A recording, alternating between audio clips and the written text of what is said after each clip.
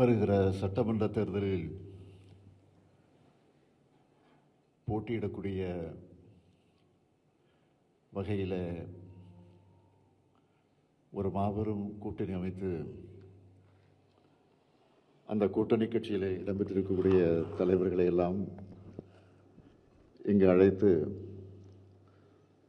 ஒரு சிறிய அளவில் ஒரு கலந்துரையாடல் கூட்டம் போல இது ஏற்பாடு செய்யப்பட்டிருக்கிறது. அப்படி ஏற்பாடு செய்யப்பட்டிருக்கக்கூடிய இந்த கூட்டத்தில் கலந்து கொண்டிருக்கக்கூடிய உங்களை எல்லாம் திராவிட முன்னேற்றக் கழகத்தின் சார்பில் கூட்டணி கட்சியுடைய தலைவர் என்ற முறையில் உங்கள் அத்தனை பேரையும் நான் வருக வருக வருக என்று வரவேற்க கடமைப்பட்டிருக்கிறேன்.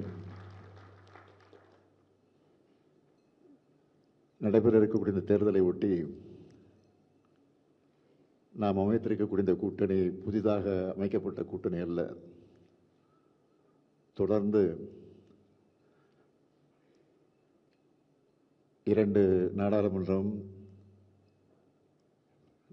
ஏற்கனவே நடந்து முடிந்திருக்கக்கூடிய 2021 நடைபெற்ற சட்டமன்றம், இடையில உள்ளாட்சி அமைப்பு தேர்தல், இடைத்தேர்தல்கள் ஆக தொடர்ந்து ஒரு மாபெரும் கூட்டணி அமைத்து, இன்னும் சொல்ல வேண்டும் என்று சொன்னால், இதுவரையில் தமிழ்நாட்டில் மட்டுமல்ல இந்திய அளவிலே கூட இல்லாத வகையில் இவ்வளவு ஆண்டு காலம் தொடர்ந்து இருக்கக்கூடிய ஒரு கூட்டணியாக நம்முடைய மதச்சார்பற்ற கூட்டணி தொடர்ந்து அமைந்திருக்கிறது என்பது உள்ளபடியே பாராட்டுக்குரிய ஒன்று, மகிழ்ச்சிக்குரிய ஒன்று. ஆக அப்படிப்பட்ட அந்த கூட்டணியை, மதச்சார்பற்ற இந்த கூட்டணியை 2026ஆம் ஆண்டு, இந்த ஆண்டு சட்டமன்ற தேர்தல்களும் இது தொடர்கிறது. அப்படி தொடரக்கூடிய இந்த தேர்தலில் நாம் எப்படி களம் காண இருக்கிறோம், குறிப்பாக